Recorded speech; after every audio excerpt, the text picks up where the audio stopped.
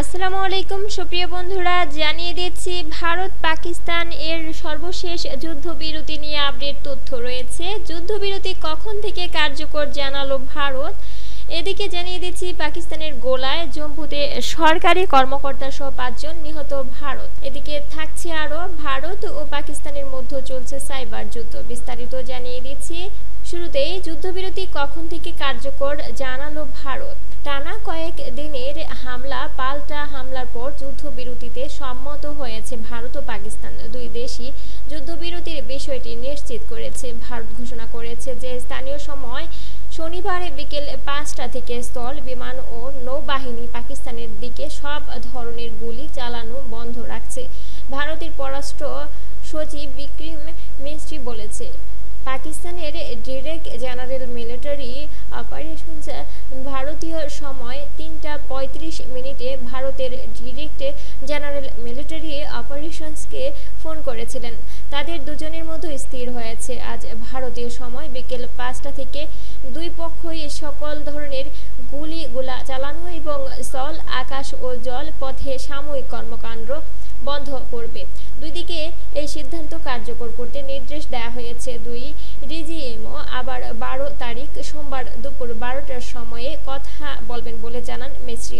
BBC জানিয়েছে, যুক্তরাষ্ট্রের president Donald Trump নিজের মালিকানাধীন সামাজিক যোগাযোগ মাধ্যম টুইট এ বার্তা ভারত পাকিস্তানের যুদ্ধবিরতির কথা জানান। তিনি বলেন, দুই দেশে তাৎক্ষণিকভাবে যুদ্ধবিরতিতে রাজি হয়েছে।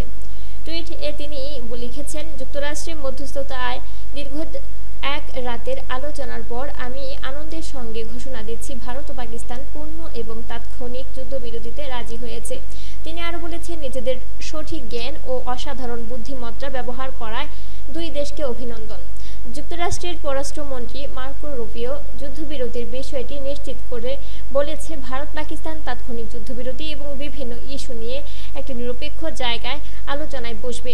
মাইক্রো ব্লগিং সাইট এক্সে তিনি লিখেছেন, শান্তি প্রতিষ্ঠার পথ বেছে নেয় আমরা ভারতের প্রধানমন্ত্রী নরেন্দ্র মোদী এবং পাকিস্তানের প্রধানমন্ত্রী শাহবাজ শরীফের প্রজ্ঞা, বিচক্ষণতা এবং রাষ্ট্রনায়কত্বের প্রশংসা করি। জানিয়ে দিব এদিকে সুপ্রিয় বন্ধুরা, আরও পাকিস্তানের গোলায় জম্মুতে সরকারি কর্মকর্তা সহ 5 জন নিহত ভারতের জম্মু, পুঞ্চ ও রাজৌরি জেলার বিভিন্ন এলাকায় আজ শনিবার ভোরে পাকিস্তানের ভারী গোলাবর্ষণে একজন জ্যেষ্ঠ সরকারি কর্মকর্তা সহ অন্তত 5 জন নিহত হয়েছে। আহত হয়েছে আরও বেশ কয়েকজন।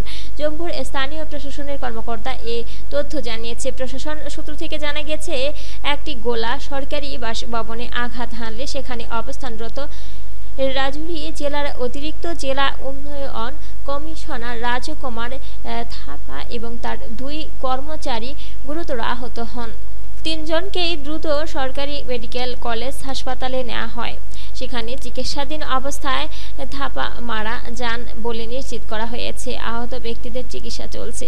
ইন্ডিয়ান এক্সপ্রেসের খবরে বলা হয়েছে, নিহত রাজকুমার থাপা রাজৌরির অতিরিক্ত জেলা উন্নয়ন কমিশনার এডিসি হিসেবে কর্মরত ছিলেন।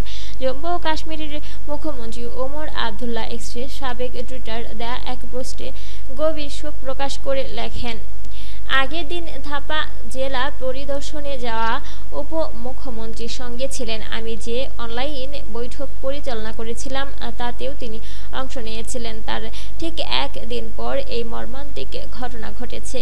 আজ তার বাসভবন সরাসরি গোলার আঘাতে ক্ষতিগ্রস্ত হয় এবং তিনি শহীদ হন। এই অপূরণীয় ক্ষতি নিয়ে বলার কোনো ভাষা আমার নেই। তার আত্মা শান্তিতে থাকুক। জানিয়ে দেব এদিকে ভারত পাকিস্তানের মধ্যে চলছে সাইবার যুদ্ধ। ভারত ও পাকিস্তানের মধ্যে যুদ্ধের উত্তেজনার আবহে সাইবার জগতে দুই দেশের হ্যাকারদের মধ্যে পাল্টাপাল্টি আক্রমণের ঘটনার কথা জানা গেছে। সরকারিভাবে কোনো আক্রমণের তথ্য প্রকাশ না করা হলেও বিভিন্ন গণমাধ্যমের প্রতিবেদনে সাইবার যুদ্ধের তথ্য জানা যাচ্ছে। উভয় দেশের হ্যাকাররা এরই মধ্যে বেশ কিছু উল্লেখযোগ্য সাইবার আক্রমণ করছে বলে জানা গেছে। ভারত ও পাকিস্তানের মধ্যে বিদ্যমান রাজনৈতিক ও সাময়িক উত্তেজনার পরিপ্রেক্ষিতে সাইবার দুনিয়াতেও যুদ্ধের আজ পাওয়া যাচ্ছে। দুই দেশের হ্যাকার গোষ্ঠী একে অপরের গুরুত্বপূর্ণ ওয়েবসাইট ও ডিজিটাল অবকাঠামোকে আক্রমণ করছে। পাকিস্তানি হ্যাকার গোষ্ঠী ভারতীয় প্রতিরক্ষা প্রতিষ্ঠানের ওয়েবসাইটে অনুপ্রবেশের দাবি করছে। হ্যাকাররা অপারেশন সালার নামের একটি সাইবার আক্রমণ চালিয়েছে তারা। ভারতীয় ওয়েবসাইট সাইবার হামলা চালায় বলে জানিয়েছে। 4টি ভারতীয় বড় ওয়েবসাইটে হ্যাক করার তথ্য জানিয়েছে তারা।